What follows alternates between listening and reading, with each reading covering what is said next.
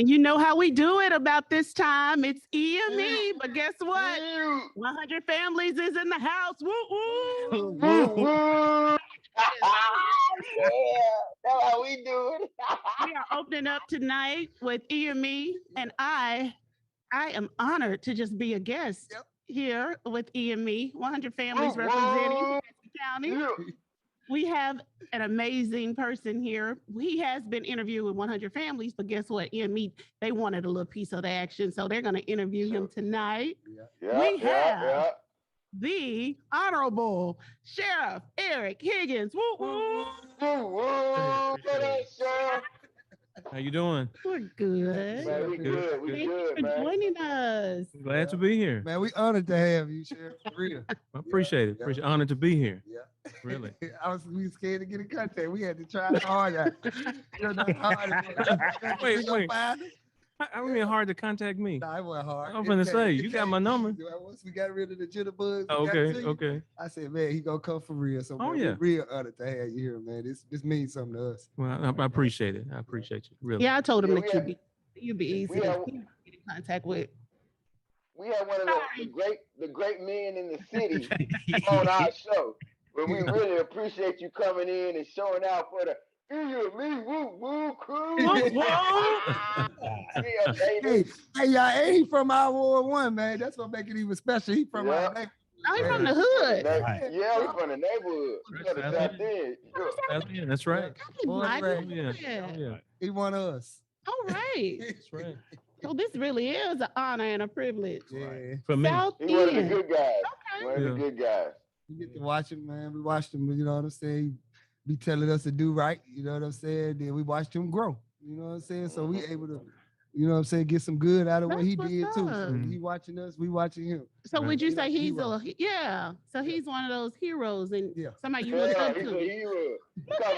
He one of those silent role models that people just they kind of look over a little bit, but they need to pay attention. Right. That was you. I appreciate that. Appreciate it. Oh, that's what's up. Yeah. He done a lot for a lot of brothers in the neighborhood. He done mentored. He done like Turtle said, he led by example. He didn't talk a lot, he just led and we have to follow. That's what great leaders do. You look at them, you watch them, and they show you the right way. And we're proud of Sheriff Higgins. We so proud of you, brother. I appreciate it. Appreciate it. Appreciate it. That means a lot to me. Yeah. Yep, we got to give you your roses while you're here. Hey, when he was chief first. He was chief first before he was sheriff. You know what I mean? And then he gave me my first little banners to put in the yard. So when I put him in the yard, I ain't knowing the game, so I don't know people will steal your stuff out your front yard. So man, they took my whole bunch of stuff out my front yard. I must have went hood crazy in the neighborhood. I beat on all the dogs. Don't come in my yard, taking nothing about my yard. I shut my hood down. Wow, that's interesting. So Sheriff, tell us. So how did you start in like law enforcement? You know, I'm not trying to take over y'all show, but go ahead. Go ahead. You got. Hey, I'll tell you.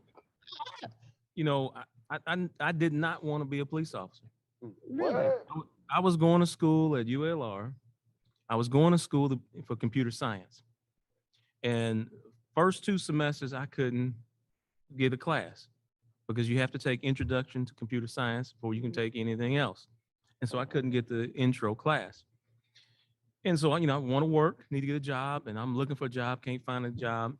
During this time, one of the guys I graduated with from high school, graduated the year before me, said, he told me he's working at the Little Rock Police Department as a cadet. And he said, you gotta come to work down there. I said, man, I don't want to be no police. I don't want to do that. No, come on, it's a good job. And he kept telling me about it. I kept saying no. And then he comes up to me one day, he says, man, you still looking for a job? I said, I'm still looking for a job. He said, man, I'm telling you, come join the police department. He said, I told him, I don't want to be a police officer. He said, you don't have to. So you turn 21, just quit. I said, okay. So I applied, got the job, and I tried to get another buddy of mine that graduated with me. We both applied together. They hired me. I called my buddy. He said, hey, man, Patrick, come on down. They're going to hire you. He said, no, I ain't taking that job. So I ended up working there, you know, by myself. But I still wanted to finish school. I had no desire to be a police officer. One of my jobs as a cadet I work in different parts of the office and learning law enforcement, introduce you to law enforcement.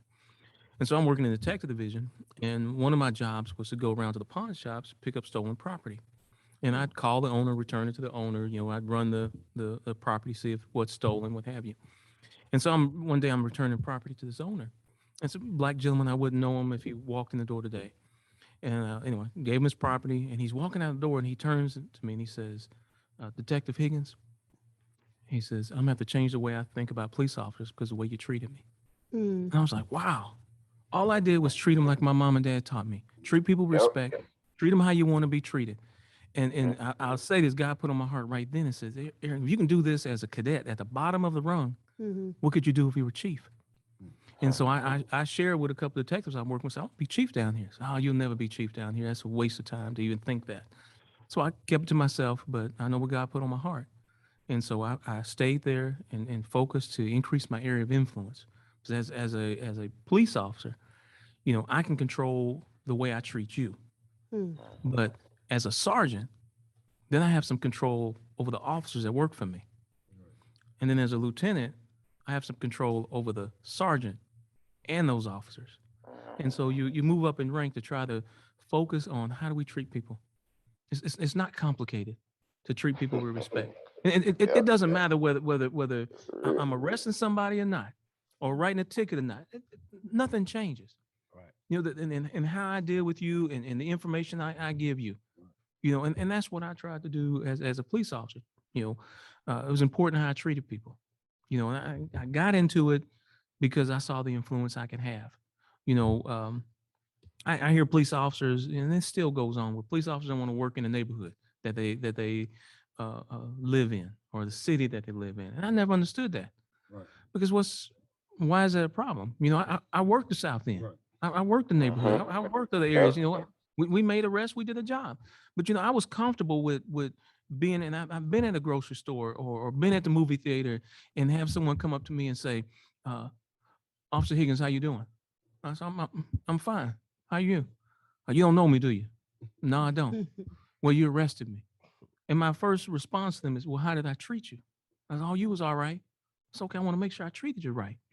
Because who you are and how I treat you doesn't change, because in my role as a police officer, I may have to make an arrest or I have to write a ticket.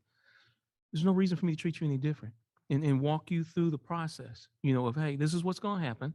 You know, even when you're dealing with somebody, you go to, say, going to a disturbance call and people are upset. Some officers go on those calls and they get upset when you walk in the door and people cussing you out. People are mad. Right. People are so mad that they had to call the police.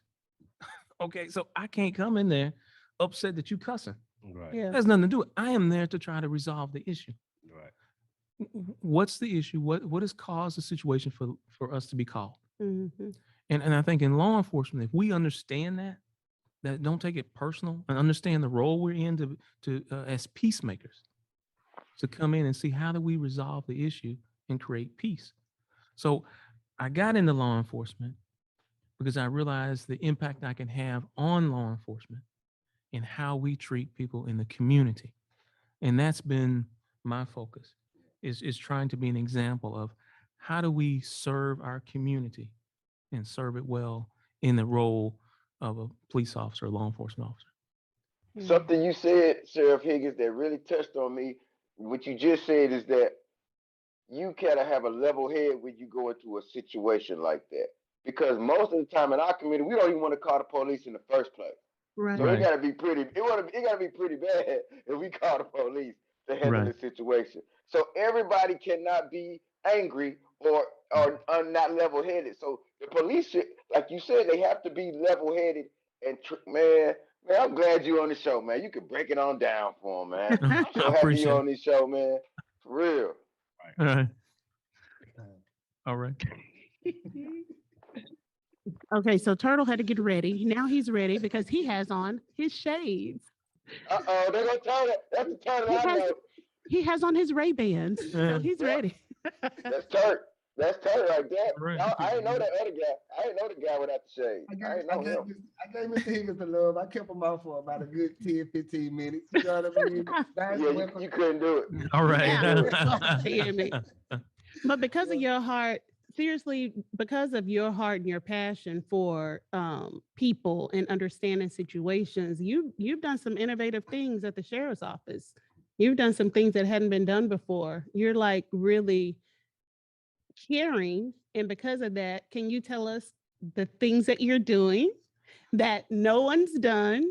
This is kind of touching on 100 Families right now, Restore Hope, because he's doing some things. And then I'm not going to ask any more questions. I'm going to let y'all have y'all show. But, but Cheryl, can you just talk a little bit about some of the things that you've implemented in the county jail? Yeah, in the jail, we have a reentry program, you know, where we are trying to work with the men and women in our facility.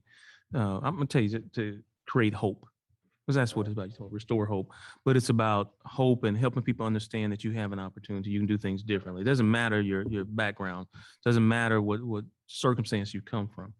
Is believing that you can do something different, and trying to show them how to do that.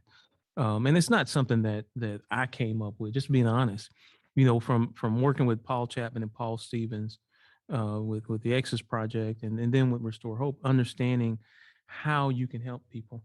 And we can do that at the detention center. You know, we have a 1,210 bed facility. This facility is larger. It's one of the, depends on how you look at it, it's the third largest detention facility in the state of Arkansas. And we're a county jail. And so, you know, I ran for sheriff because I wanted to address this issue of recidivism in our facility. So we have a reentry program. We people who sign up for the program, we do an interview with them and we bring them into a unit so that everyone in the unit is either at this point now, you're either graduated from our 12-week program, or you're in the 12-week academy program, or you're going to it. So you can create a culture of support, because I know that if I'm trying to do something different and I'm in a unit with people who are always talking negative, that's going to wear me down. And I'm going to give up, you know, and say, what's the point? You know, because people tell me what I can't do. Well, if I can create a culture where everyone in there is trying, you may be discouraged of different situations, phone calls you got, or your court situation. So it may be discouraging, but you have somebody else there that can encourage you. And so we're trying to create that environment in the facility. Right now we have a women's unit and a men's unit.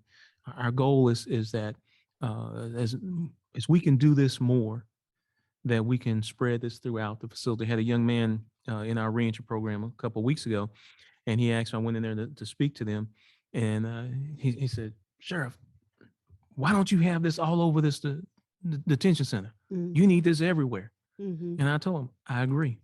Give me time. Mm-hmm. But depending on what you do, because my success in being able to have a successful reentry program and spreading it throughout the facility depends on the men and women in the program and their success. So I'm asking them to work hard to succeed in their life, and that automatically assists me in spreading the program.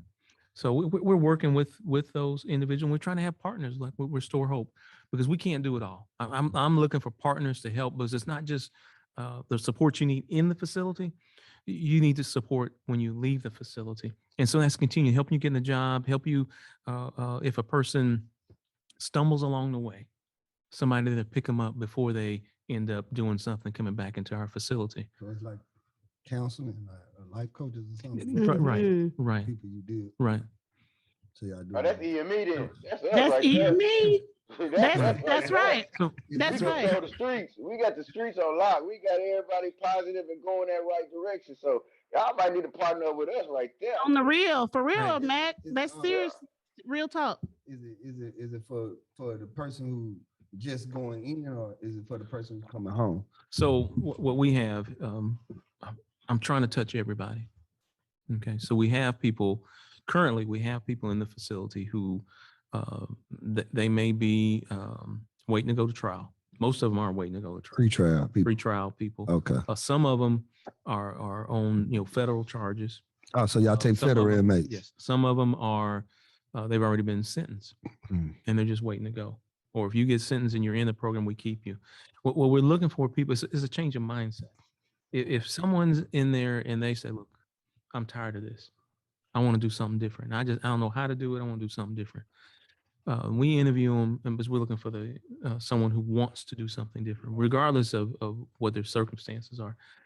And then we try to get them in the program. Now it's a 12-week class. 12 weeks. We're not where we want to be. The goal is we have a 12-week class that's Monday through Friday, 4 hours a day.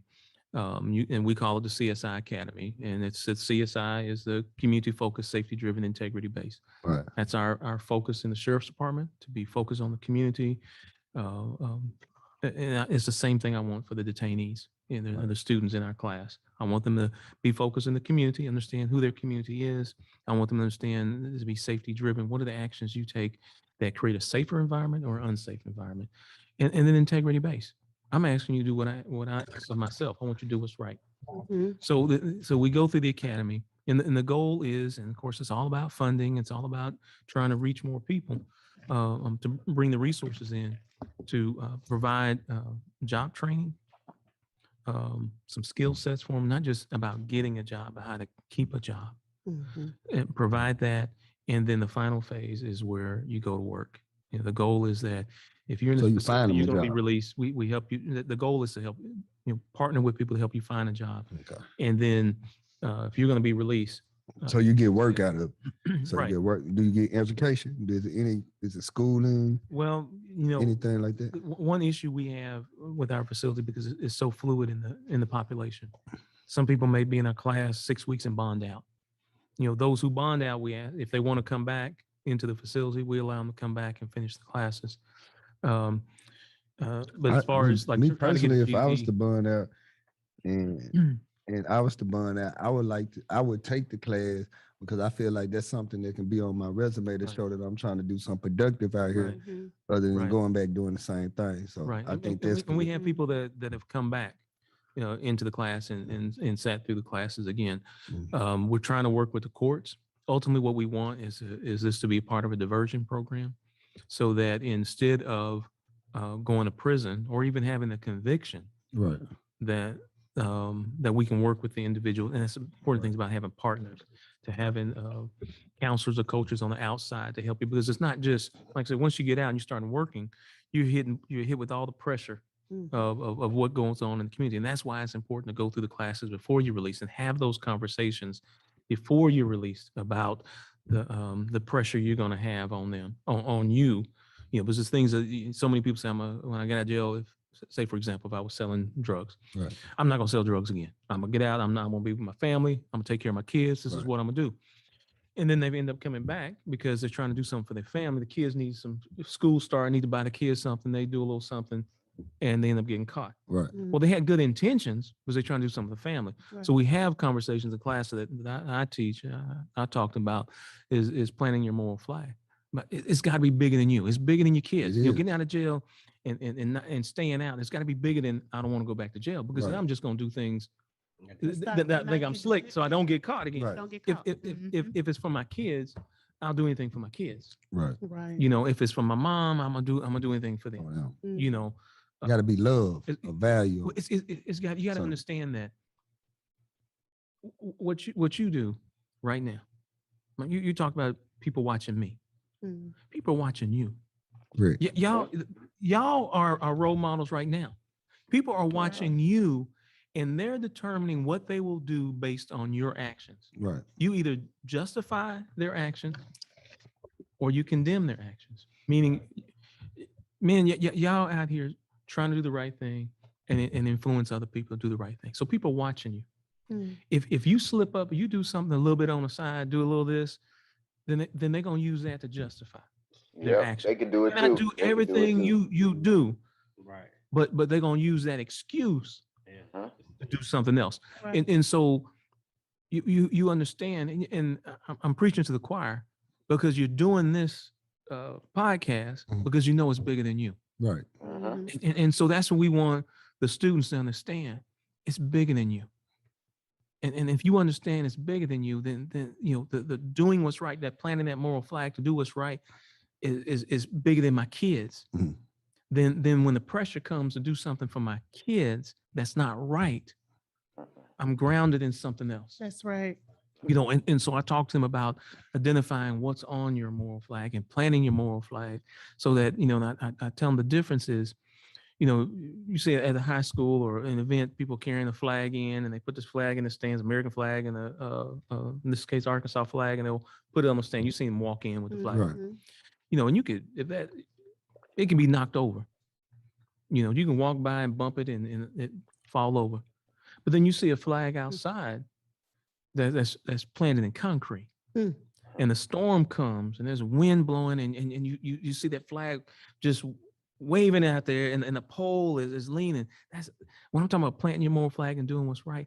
That's what I'm talking about. Because see, life is going to hit you and cause you stress. And it will lean into you and you're wavering, even tethered at the end, but you have not moved. Come on. There you go. So that's what it's about. It's being so planted that even though my kid needs something, I want to buy my kid these new shoes. I want them to have that. I am not going to do what's wrong for the sake of that, because it's bigger than that, because that's what my kid is watching. That's what they're looking at. Yeah. And see, that's what it's about. So that's what we're trying to teach people, is understand that it's bigger than you. And if we can help them grasp that, then that's going to help them to understand the pressure. You're going to have pressure. It's going to be out there. You know it. You know it. People, you're going to get out here and you're going to do everything that's right. And people going to talk about you like a dog. Because who do you think you are now? Yeah. You can't hang out with us no more. What? Oh, you all that. Okay. And you're going to have that pressure. But you got to be able to withstand that. And so that's why it's got to be bigger than you, because you got to handle that pressure. And that's the important thing of having some brothers around you. To help you, because sometimes that flagpole is leaning. I need somebody to lean with me. Yeah. Help me. Come on now. You just said And the doors of the church are now open. Fag, you said that. Offering plate, please. You said that. Let the church sing. Just broke it down. Just broke it down. You broke it down.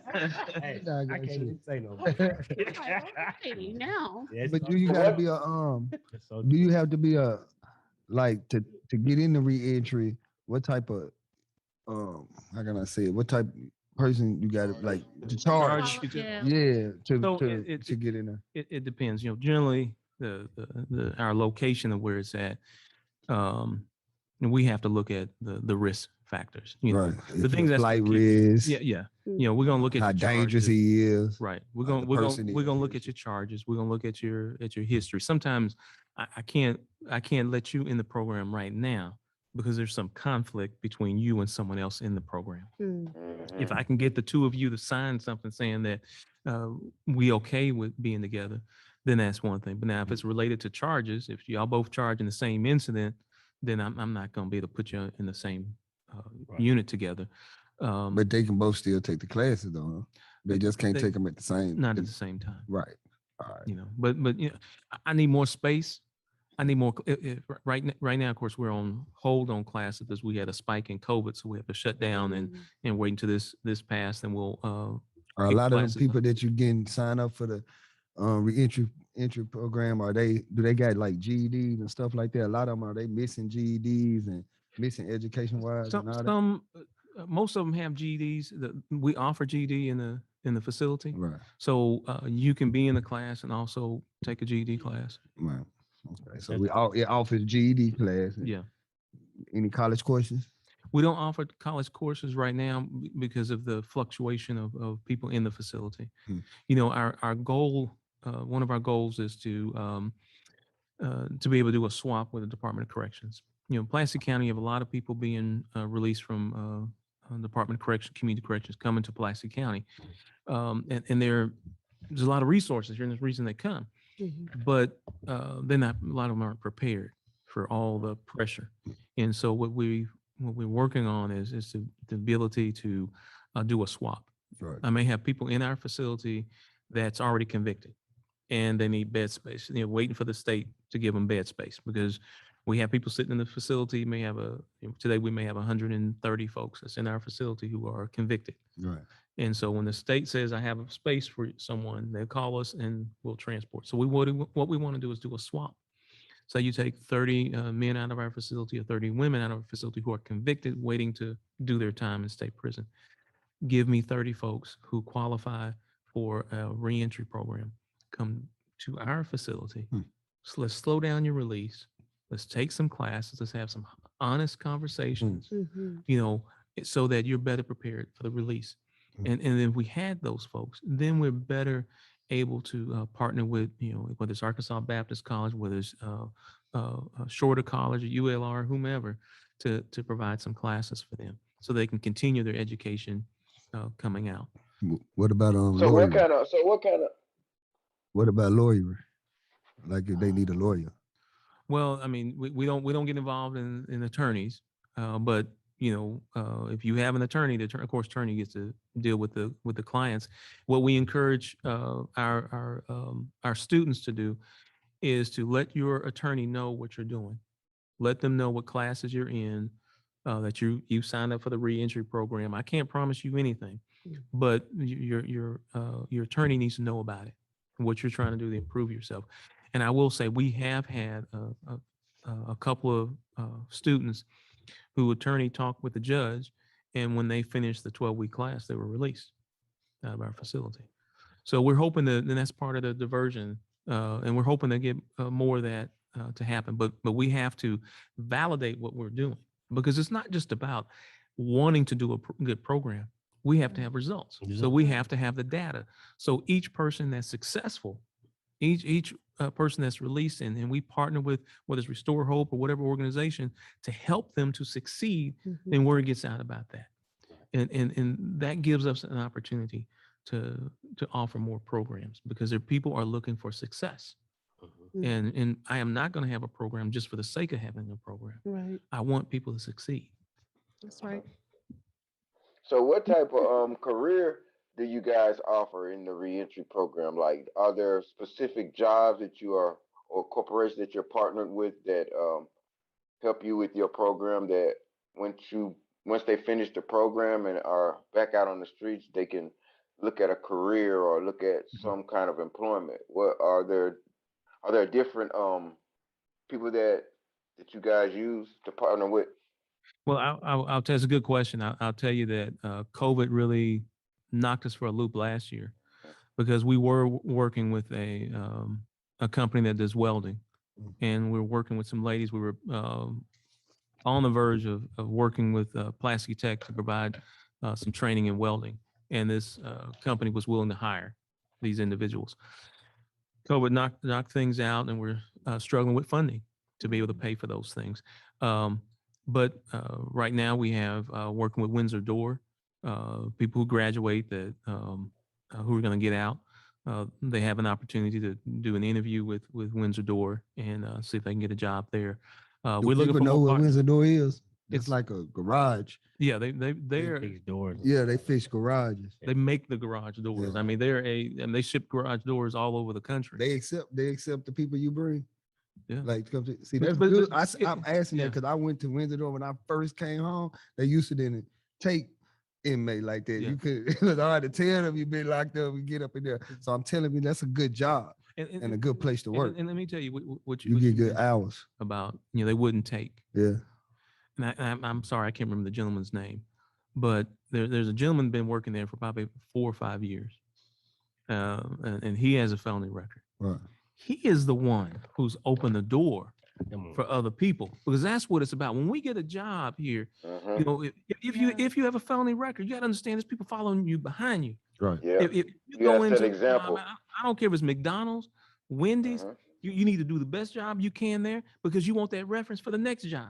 Right. And there's somebody following behind you that want to take that job. They'll be happy to go work at Wendy's or McDonald's behind you and show that they can do the job, because you've gone to this other place. Maybe you've gone to Windsor Door and you working, and Turtle recommend Higgins for Windsor Door. I go apply, they contact, I work for Wendy's, they contact Wendy's. I'm a good employee. Right. Right. I work, Mhm. Setting examples. right, set an example. So you open the door, and that's what I That's tell. what we talked about earlier. You're Right. That's People what watching. they watch it. So I tell the guys and then ladies in the facility now that what they get right now is a whole lot more than what the students were getting in 2019 when we first started. Mm. Right. Why they have more now than then is because of the people that went before them.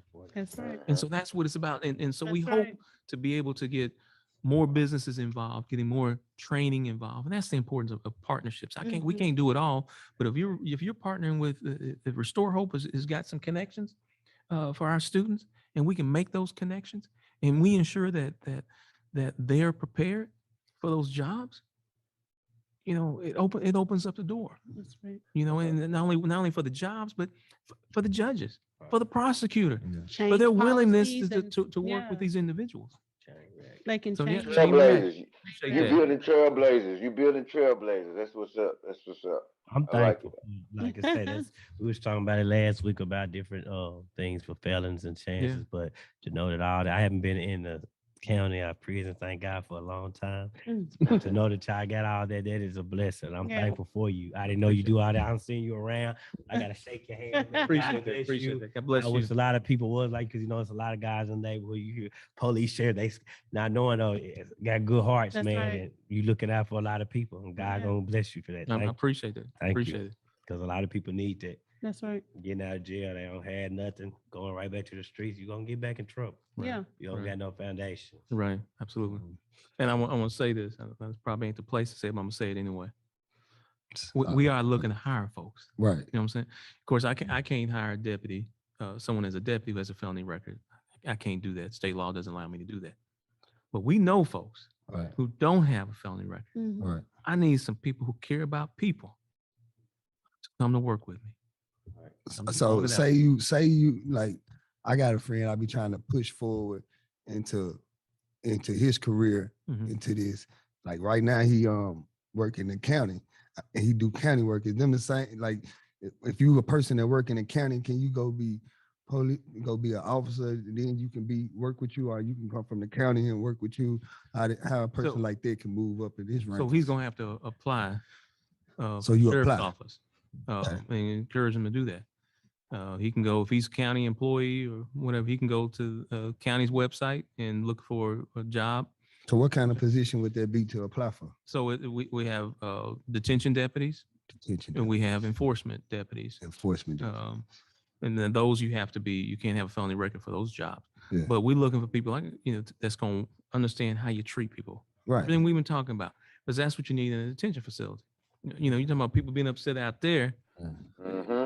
You're not having a good day. You're getting booked into a detention center. Right. And so we want to make sure you're still our citizens. Right. You're still our community. Right. And we need to make sure we have people working there Right. that's treating them well. Yeah. So we're looking at. Yeah, go ahead. So what's the difference between a sheriff and a police officer? What's the difference? Sheriff is better. Oh no. Nah, I want more than that. I want more in depth. So you would see what every side. You need a more in-depth answer. more in depth. Okay. More in depth. So a police officer, a municipal police officer, their authority is given to them by the city. All right. And so like a Little Rock police officer, their jurisdiction is in the city of Little Rock. Okay, city limits, in the city limits. City limits. Now, as a police officer, there's arrests you can make throughout the state as a sworn police officer. But a sheriff, a county sheriff, your jurisdiction is throughout the county. Throughout your county. The sheriff of any county is the highest ranking law Right. enforcement officer in that county.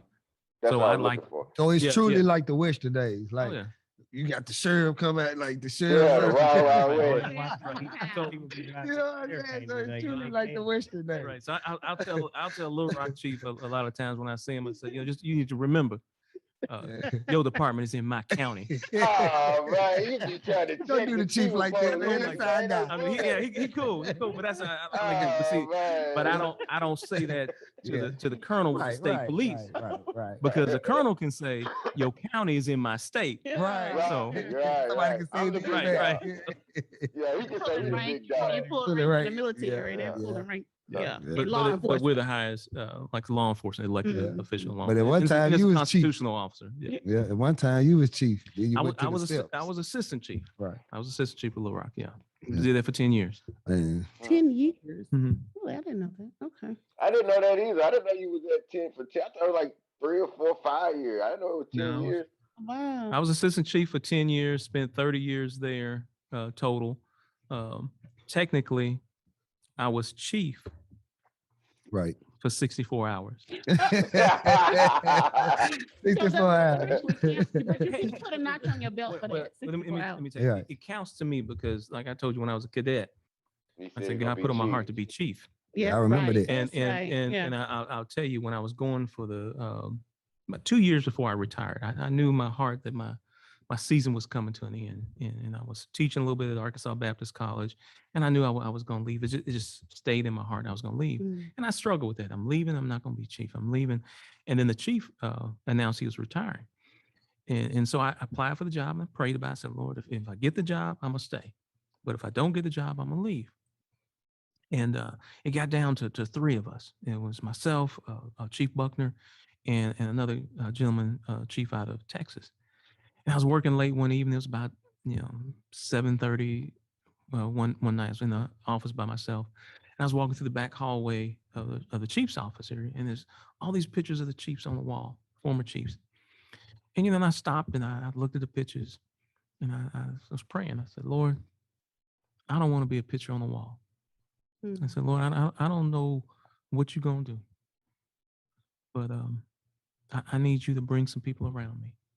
I need you to bring some churches around me, because we need to make a change in our community. We need to create hope. And I'm going to say, and hope comes from the Lord. Yep. And Come on, now and so now, right? Hang on that. so There you so go. I'm praying this and just trusting in God. Yeah. I don't know what's going to happen. And I said, somebody's going to come back and they're going to say, what happened to Laura? What was the change? I said, we had a revival. That's what happened. So Street revival. right. So I didn't get the job. And the weekend, the Chiefs last day was on a Friday, and the new Chiefs get sworn in on Monday. I won't go into how God has a sense of humor about some things, but I found out that Wednesday before that, for a police officer, to be chief, you're going to have to be sworn in as a police officer. So to be sworn in, you need somebody to sign the document. And so it needs to be signed by the chief and the judge, but the chief has to sign you in to authorize you to be sworn in as a police officer. So that was going to happen Monday morning. So that weekend, I'm struggling with this. I joked about I was going to retire. I was going to do a letter, because I'm the chief. The memo comes out, says, or the email, that I will be the one to sign the paperwork, because I'll be the chief from 4:30 on 5 o'clock on Friday evening until 9 o'clock Monday morning.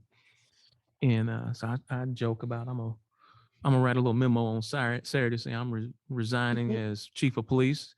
During my tenure, there's been no homicides, no officers killed, and put all this stuff out there. But then Sunday, I'm struggling with it. I'm praying. I'm talking to God. I said, God, how do I reconcile this? There's no doubt in my mind that you put on my heart 30 years ago to be chief. I am not. I'm at the point, I know I wasn't selected for chief, and I'm going to leave. So how do I reconcile this? And I said, the Lord said to me, Eric, I never said how long. So for 64 hours, I was chief of police of Little Rock Police Department. My picture is not on the wall. And Sound they good. want it on the wall. That's what I'm saying. It wasn't about being on the wall. Yeah. And so, and I know this, I didn't know where I was going to go. I didn't know where it was going to lead for me. I thought I was going to teach and do other stuff. But God gave me an opportunity to work with Paul Chapman and Paul Stevens to help people who are incarcerated, to try to help them have hope, to realize that just because you have a felony record doesn't define who you are. Come on. So, and if it wasn't for that, then when Judge Humphrey came to me and said, Eric, will you run for sheriff? And I said no initially. I said, I'm not running for sheriff. I'm not a politician. That's not what I'm gonna do. I'm done with law enforcement. And he kept on about it, and told me to pray about it, and talked to my wife about it, and we prayed about it. And my wife finally said, Eric, you like helping people. I've been volunteering with Exodus for 3.5 years. You've been with the OK program too, haven't you? Right. The OK program. That's where I know you from. That's where I know you from. I used to see you there all the time. Right. So My wife says, Eric, you like helping people. You can run the sheriff's department. You spent 30 years as a Little Rock police officer. You spent 10 years in the chief's office. You can do that. There's a detention center over there. I think God is trying to increase your area of influence. And she was right. And that's what we prayed. And when we decided, when I decided to do this, I knew God was going to give me the position because he's given me the opportunity to teach people, let the sheriff's department, we're not there yet, but to teach law enforcement, be an example how we're supposed to police the street, to be community focused. Because we're part of the community, we need to be empowered by the community. It's safety driven. It's not about being arrest driven, about safety. What can we do to create a safe environment in our community? And integrity, to do what's right. So he's given me that opportunity to do that. And what I learned from Paul Chapman and Paul Stevens, to do a reentry program in the facility, help the men and women in our facility, to restore them to our community. What I thought was, I was gonna say, what I thought was Little Rock was God had something bigger for me. That's right. So I don't know how I got there, but I got there. So that 64 hours did matter. It counted. And now you are developing a culture in a facility that is very much needed. Yes. So yeah. Well, and the link between what you're doing and EME, empowering our environment. I wish I wasn't a felon. I'd come work for Hey, I lead that I city? love it, man. If I can change it, buddy. I lead the city of Little Rock. Lead the city, go to the county. I used to I was a life coach when you worked with life Paul, coach with Paul Chapman and all. Right. That's how we started getting like super close. Right. I still remember you like, man, I ain't gonna be sheriff. I don't think I would do this. And I'm like, man, you gonna be sheriff, bro. Quit tripping. We gonna get you in. You know what I'm saying? So yeah, it always faith. Like I can really vouch for it. Like you ain't know you was gonna do nothing. It just popped up. Well, you know I had no intentions of doing it, but but once I made God had other plans. the decision, God I knew God had a plan. Right. And either way, whether I got it or not, God was going to use me and teach me something through the process to help me be a better person. Yeah. So, see, that's what the officers missing. See, that's what everybody missing. When we talk about time, God, that's what they need. That make a difference. This man couldn't do the job he doing for God. That's how he know how to treat people. His background. So that's the foundation right there. God. That's it. That's how you learn to treat people. And like you said, we all have that same connection with Paul. Paul Chapman, man, he the man. Paul Chapman connects people. Pete Chapman. Wait, there you go over there. You know how, Paul Chapman got a weapon, man, to the community from somewhere, man. He know how to get in that community from somewhere. And everybody on this podcast connected to Paul Chapman. Sure is. So it's always some force, some passion. Yeah. And the funny thing is, because I met you working for Paul. Yeah. With fellowship, when you came, your family volunteered with our after school program. Right. I've been doing with Passport to Success. Passport to Success. That's right. We worked together. Yeah. And brought our family together for that. Yeah. Chapman is I'm just thankful that I'm meeting you here. I know, didn't right? meet you back then. I was rough bucket. You was just Lord. I was in a position. But he would have treated you right. It's been all right. It's been all right. Excellent program before. Yep. Yeah. Back then, with that like I said, I had seen him a lot. I seen his face, but didn't know he was from my neighborhood. Didn't know what type of guy. You didn't know he was from the South. I always thought you was a humble person. I could see that on you. You carried. I didn't think. Yeah, I knew. You knew. Guys, yeah, I knew too. I told you on the phone. I said I know him like a mug, man. You was like, yeah, I thought you knew him just from. I ain't know from the South End. Yeah, I know his family. You was home there. Yeah. All this influence. That's our sheriff. And one thing about Sheriff Higgins and what he's doing with the reentry program is, like Sean just said, it's connected to EME because we're trying to do the similar, almost the exact same thing with brothers in the streets. With brothers that come from the gang culture, that brothers come from ex-felons. We're doing the same exact thing. We're building rapport with our community. We're letting them know that we were part of the hood, but now we're doing something better. We're trying to we're building businesses and opening up our businesses so that we can have employment for our neighborhoods, so our communities are self-sufficient. and that we can buy and provide the black dollar for our own community without outside help. We're doing all of these things that Sheriff Higgins are doing, but we're doing it on the business level. We're doing it on the entrepreneurship level. We're also doing it on the educational level. So all in all the same aspect, and we are dealing with Paul Chapman. So it's going to connect. We're going to connect sooner or later. Hear me put some of them ideas down in the game too. So you all right? I just said that, Coach. That's what I just said. You all right? Is that the same thing? No, it's not tied with the city. City has their own reentry, but we try to partner with who we can. But I want to say something about Turtle real quick. I don't know if you remember this. I definitely remember this. I was at Arkansas Baptist and working on I was working over there way before running for sheriff, and we were having a conversation about the community and people wanting. You said, what's the police gonna do in the community? Right. What are y'all doing for us? And you were emphasizing about things that you can do, tangible things in the community. And I told you, police can't do that. The police officer can't do that, but it takes the community to do something. But that stayed with me. So I want you to know that as sheriff, I'm trying to do that. Right. Now we don't have the ability, while deputies may buy. I've seen this. They'll go to a call, and they'll see there's a food need in the home. They'll swing by, go to McDonald's, buy them something to eat, bring the food there, go to the grocery store and buy food. I've seen that happen. But we partner with AT&T Arkansas and the food bank. And we're hoping AT&T gets us a grant to pay for this, so we can continue this. But they give us what they call patrol packs, which is 3 days worth of non-perishable foods, put in the trunk of the car, so that when we come into the neighborhood and we see a need, we can meet the needs tangibly. We're also trying to work with a city serve and the churches, because they have more items.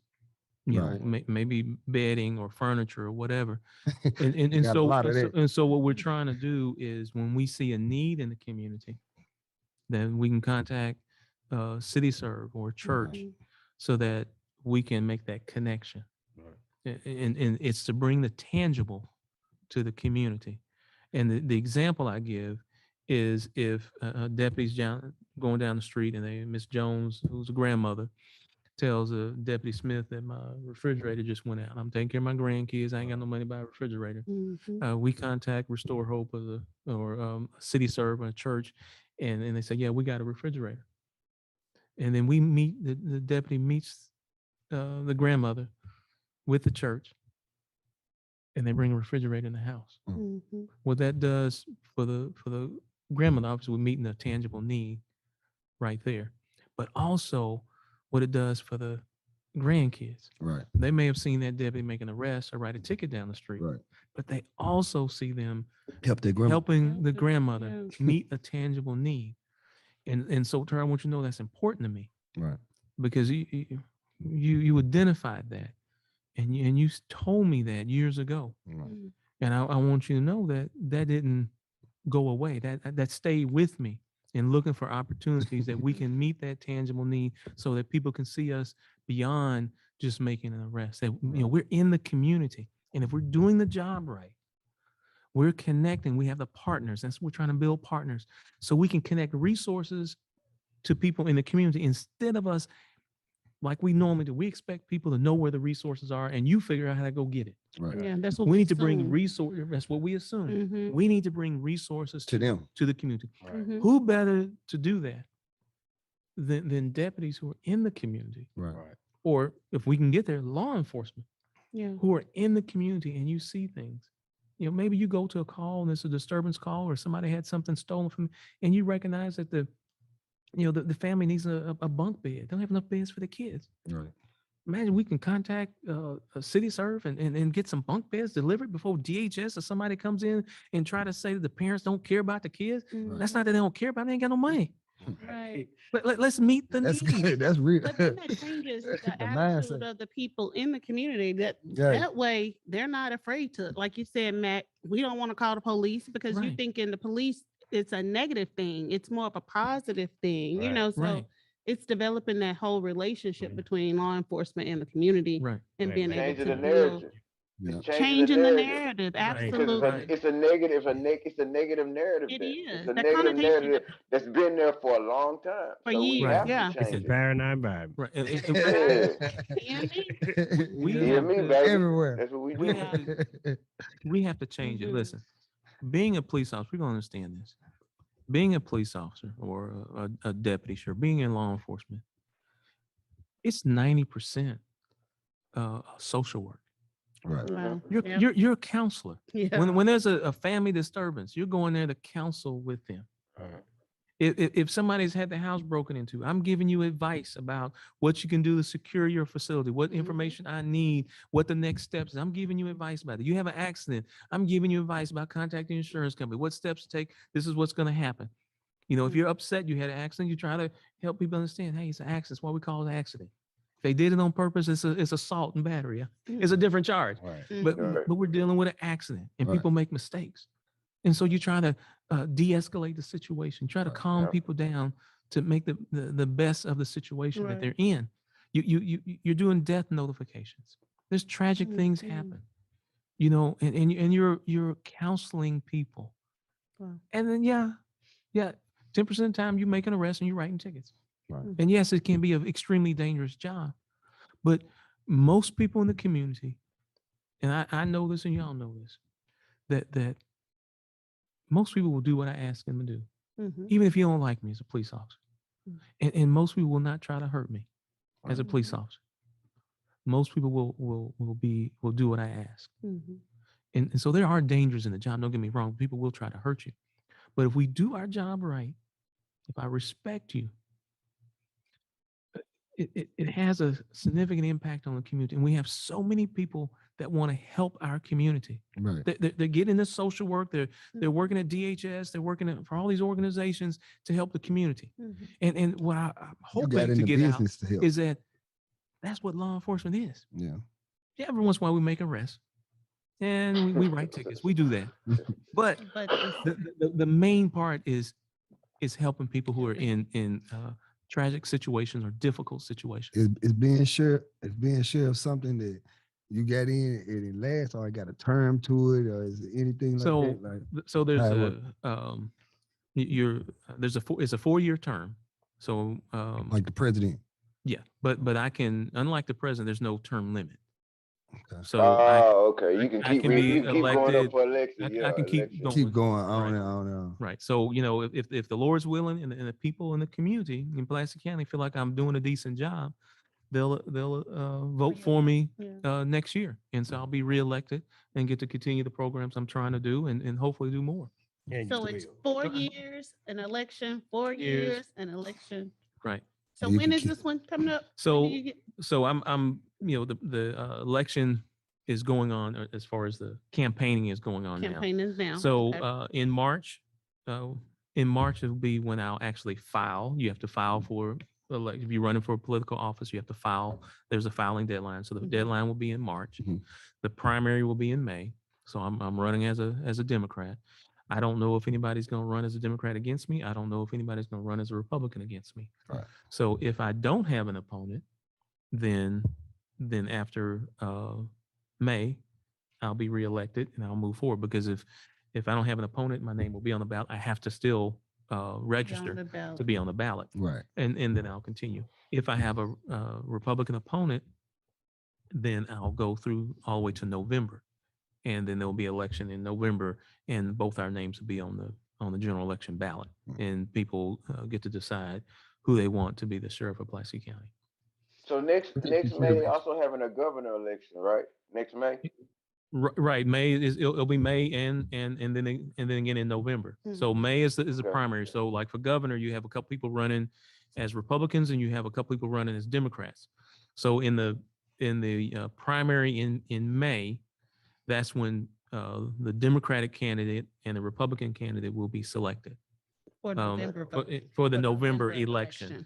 So November. during Okay. yeah, so during the primary, when you go to vote in the primary, you're voting as a Democrat. You have to tell them I'm voting as a Democrat or a Republican, because you get a different ballot. So Republicans on the Republican ballot, Democrats on the Democratic ballot. But then when you have the general election, it's everybody. You don't have to say I'm going as a Democrat or voting as Democrat, Republican. You just get the general election ballot, and you get to vote for whoever's on the ballot. Now, caveat: if I'm running as an independent, you have to get so many votes. I mean, so you have to have a signature. What do you call it? You have to do a signature campaign, get enough elected officials, elected or people who can vote. Independent. If you're going independent, and you have to have so many. Kanye West did. Yeah, when he voted. So you have to get enough people. He went as independent. Right. You know about that, don't you? When you Did you vote? Yes. I told you I only voted for 2 people. I voted for you and Kanye West. That's it. Well, I don't know if Kanye is running another election, but I am. So I did I had to show love, man. You're doing a great job, Sheriff. Man, you is. Yes, you Well, I are. appreciate You're doing some great work. You're doing a The magnificent heart job. for the works. Yes, you do. it. EME proud of And you. that makes a man. big appreciate difference to have a heart for the work That you do. is a big difference. And what we do understand is if somebody do run against you, we want our people to know that I picked you because I know you care, you genuine, you know what I'm saying? Woo, woo. From the neighborhood, so you're not made up. You're not no made up character. You Right. somebody from the neighborhood. You know what I'm Down to saying? earth, you down to Down to earth. earth. Heroes. Keep people for the job. We shooting for you. Yeah. Appreciate it. If they need to know the reason why, just go back and watch this podcast. There you go. Fine. Yeah. He You gonna know tell what you. time it is? You got a good family, everything. Yeah. You know what I'm saying? Appreciate y'all. Great Y'all man. pray for Shout me. out to you. Yes, Pray we're for gonna me. pray Appreciate before we close this podcast. All right, appreciate it. Anyone else? I got anything else y'all want to Appreciate discuss that. before we get off here?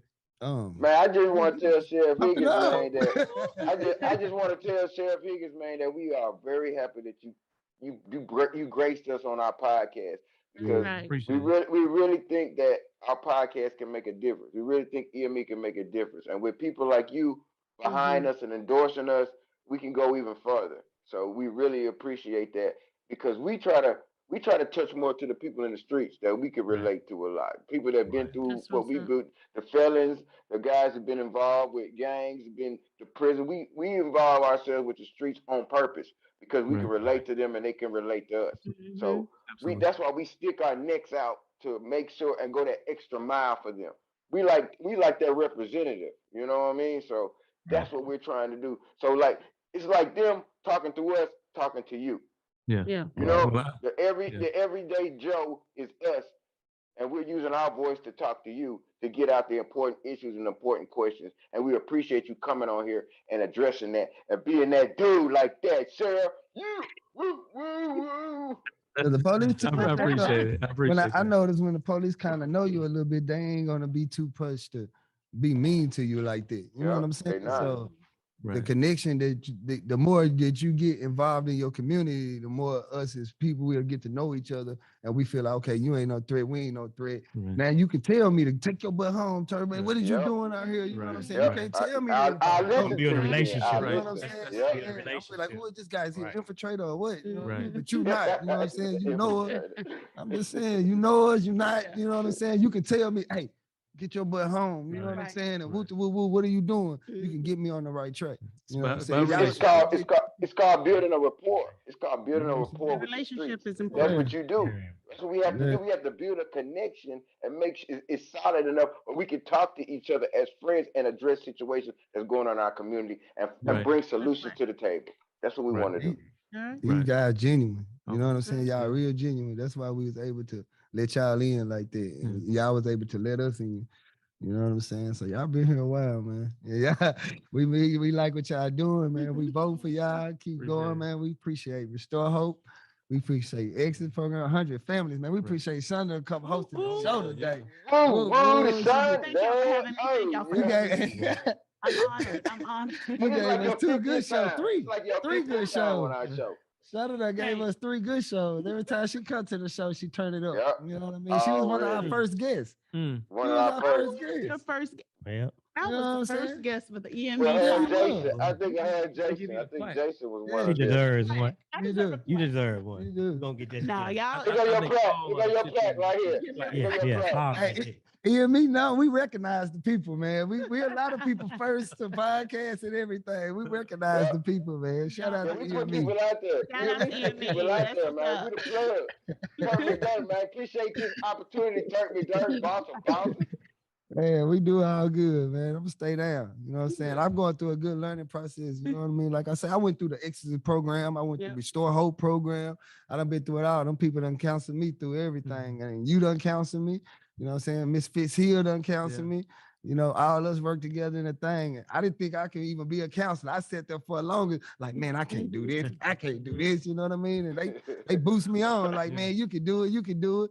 And then once I seen that my people accepting me doing it, you know what I mean? Then I seen y'all accepting me doing it. I said, okay, I can bring this to the neighborhood. I can really make this bridge. You know what I mean? So I don't get no negativity about me working with y'all. I don't get none of that because everybody know who I am. Everybody know what's going on. So you take that kind of power and you connect it to the street, and then it shows. It gets on out. So you know we winning. You know what I mean? And that's where we still hope and everybody brought to the table.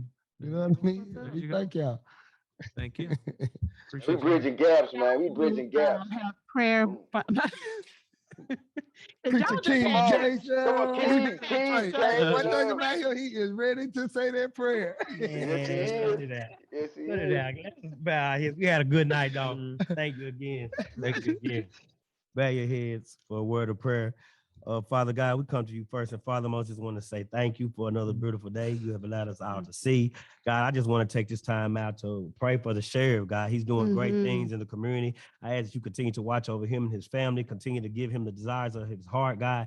Continue to elevate him, God, in the way that he should go, God. Continue to let him set an example right where he is, God, to other police officers. Let his beautiful spirit rub off on them where they'll know how to treat people in the community. Therefore, we'll know how to react to them, God. I just ask that you touch right now, God, by your spirit, because nobody can do it but you. And God, continue to bless us to be the men that we need to be so that we can help other men and women grow and make a change right here in our cities and cities all over, God. We thank you and we praise you for this day. In your most holy name we pray. Amen. Amen. Amen. And I want to say we got an EME Cash App now too. And I'm gonna put that out. Hold on, I gotta get that out. We got an EME Cash App for donations. Money sign EME 3131. Money sign EME 3131. Y'all want to do anything to EME podcast, man? Be voice to the street. Hit us up on the Cash App. Hit us up on the Facebook. Help us help y'all. Help us help y'all. You feel me? And we out. And we out. Another dope episode of EME, baby.